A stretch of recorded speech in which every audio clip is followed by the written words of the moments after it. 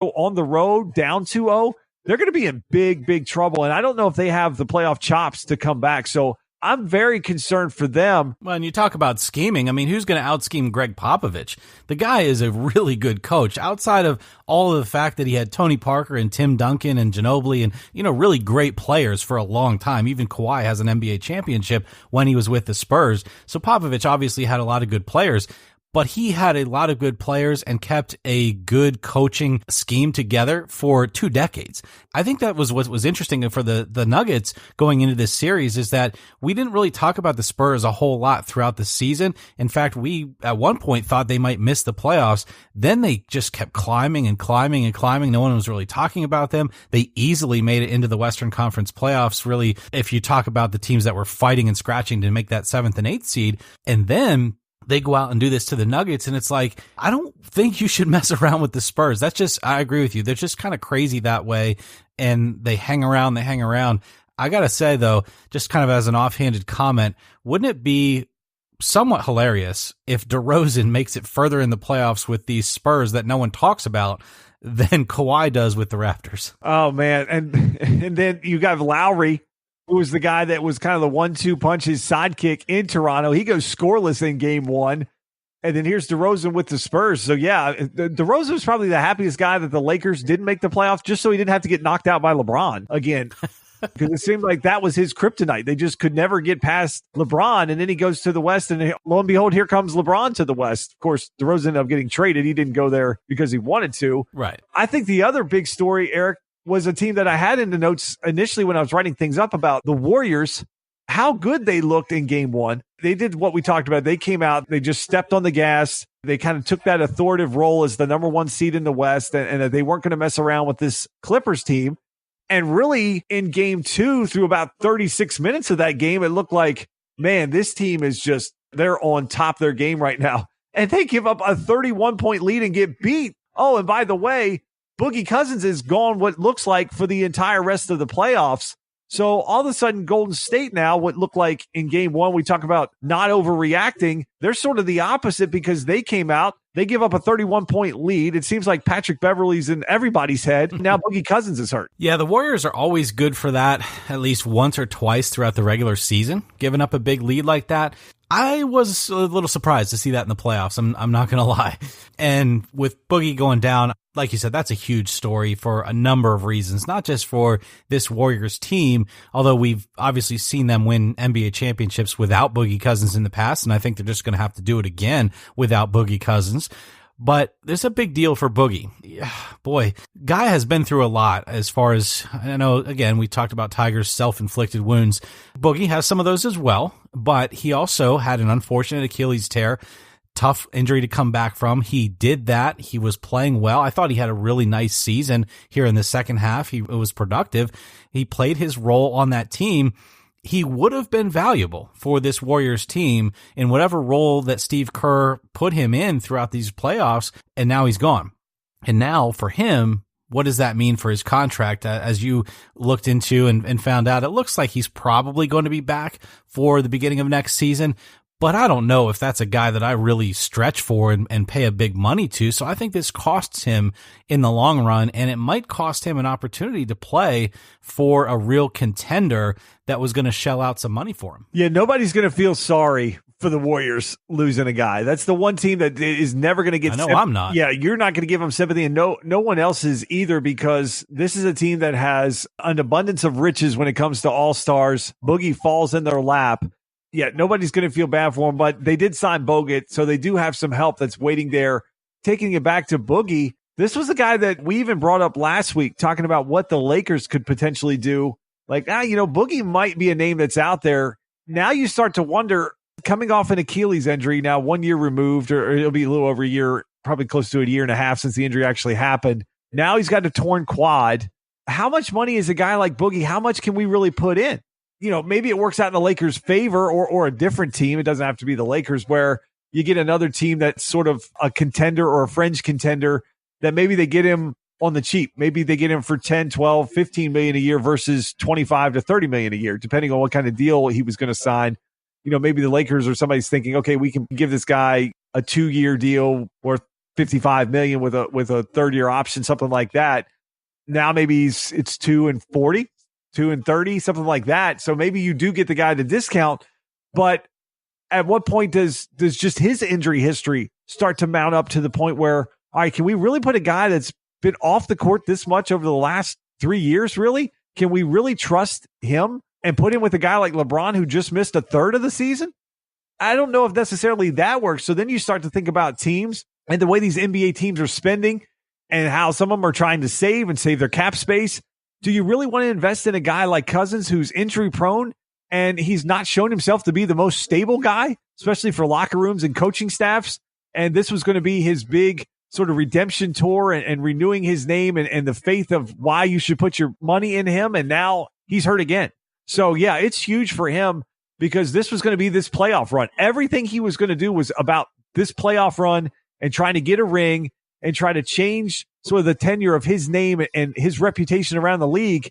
And now he's hurt again with another pretty significant injury. So Eric, yeah, I think it's huge for him.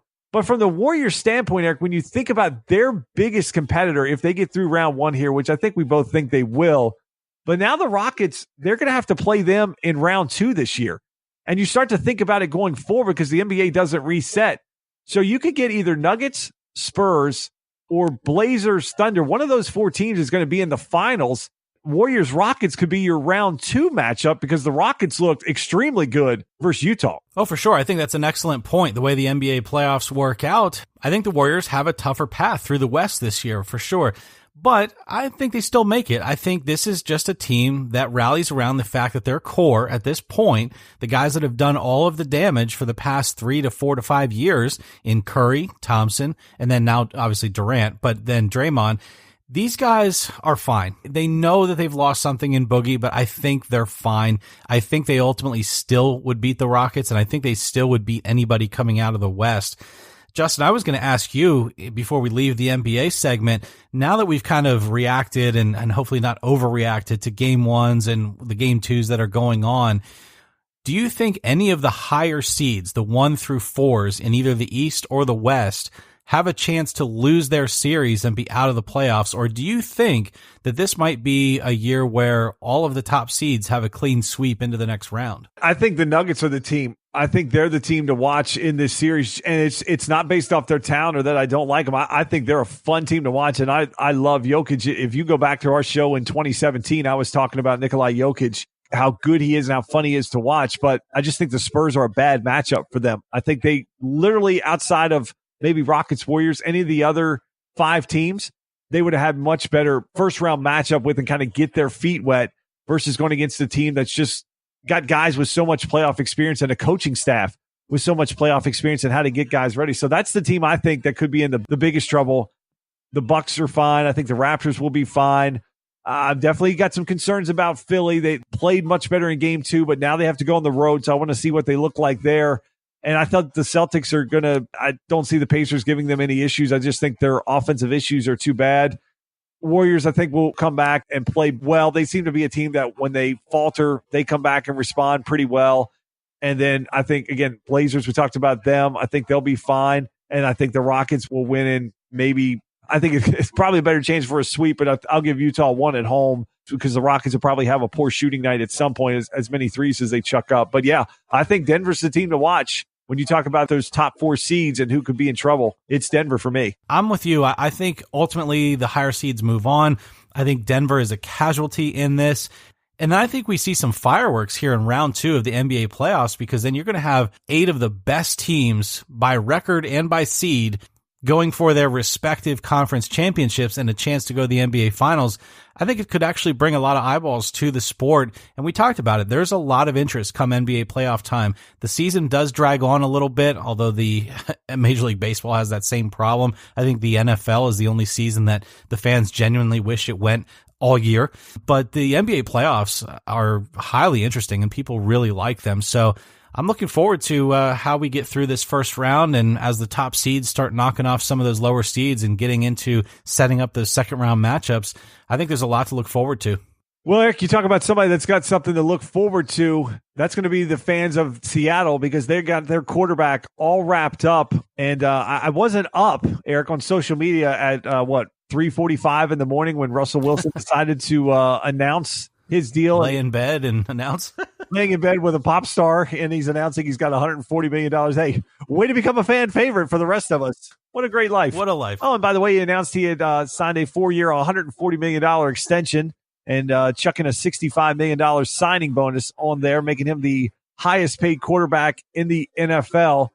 We have this discussion all the time, Eric, about teams that when you get a quarterback, it's great because it means you're probably going to be in contention, but it's also death because from a salary cap standpoint, it really paralyzes a roster and what you can really build around. And you better be very, very good at drafting because it's hard to bring in high-priced free agents when your quarterback is basically taking up 15 to 20% of your cap and you have 52 other guys that you have to fill out a roster with. So what did you think of this deal? We know how much Russell Wilson means to Seattle, how much they rely on this guy, because we talk about it all the time, this backyard brand of football Seattle plays where it's like, okay, we'll keep the game at 7-6, 10-6, and then we'll just turn it over to Russ in the fourth quarter, make him go get us a win. That feels like every Seattle game, especially at home. So if there's anybody that's worthy of this money, it's Russ. But for this Seattle team and the cap struggles that they've had, watching the Legion of Boom go away, was this really the best move for this Seattle team, putting this much money in Russ Wilson? I got to be honest, I'm not a big fan of this deal. Nothing against Russell Wilson. I think he's a great quarterback. I think he's great for that team. I certainly wouldn't want my Jets to sign him for that kind of money. I wouldn't want my Eagles to sign him for that kind of money. I just think it's the natural progression because he was sort of the next man up, the one that was due next on this line. But now if you think about the fact that he's making more money than guys like Aaron Rodgers, guys that are just these huge names in the sport, and I realize, Russell Wilson and Aaron Rodgers, Russell's had better Super Bowls. So you go with that. But at the same time, does that mean that Russell Wilson is going to continue to take Seattle to Super Bowls over the next 4 years? When you look at that NFC West, I'm not so convinced of that. And so when you take the Seahawks and strap them with that kind of cap hit, I don't love it. But again, what do you do when you're an NFL franchise? He was the next one up for a deal. He's barking that he wants an extension. You got to give it to him. And then he's not going to sign for less than the next 3 or 4 guys that just signed big deals. No. He's going to be the next one that wants more. You're going to see that with Patrick Mahomes after his rookie deal. You're going to see that with Carson Wentz after. It's just going to continue to where the next guy is the biggest contract in the NFL. And then the next guy is the biggest contract in the NFL. The problem is, Justin, not only what you're saying with how that straps the teams, but you get to where you have that NBA problem from a few years ago where you're paying guys these gobs of money that they just really aren't valued at that. And Russell Wilson and his agent, they played this. They played Seattle. They threw everything out there. There was stuff being leaked that Russell Wilson wanted to play in New York with the Giants because of his wife and ties to New York. And they kept floating that stuff out there. And then he pops up on Jimmy Fallon. Then they put this deadline out there. And they just played Seattle, and Seattle balled it. They folded. And at that point, again, what can you do? You have a franchise quarterback. You rely on this guy so much. What can you do? But I have a buddy of mine. We talk about this all the time. Who's going to be the first team that is going to sign a guy, just keep him on the roster for 5 years, then trade him, get a bunch of draft assets, and start again? Almost treat it like the running back position, where you're not going to go out and pay top-end money for a position and wreck your cap, that you're going to just continue to try to turn guys over. And look, it's not a popular move because everybody thinks you need a franchise quarterback, but Tom Brady has sort of shown that, look, and Brady's kind of a different guy because he's probably the GOAT in terms of quarterbacks, and he's a guy that gives a discount to the Patriots that allows them to build around their roster. So he sort of throws everything in there. But when you look back at the Super Bowls, and who has won Super Bowls, it tends to be the team with the lower paid quarterback. Why? Because they have a better roster. And you saw that early in Seattle where they were a great team for that stretch because Russell Wilson was on a 3rd round pick deal for 4 years. And Seattle got to save all that money and they got to put it in their defense. And they got to build around that and they got to make it a unit that was feared around the league and that could just go out and absolutely dominate football games. What's going to happen? You said it right. The guy that's happiest about this isn't Russell Wilson. It's Patrick Mahomes. Yeah. Because what in the world is he going to sign when you got all this TV money that's going to continue to come in, the NFL is just a money-making machine.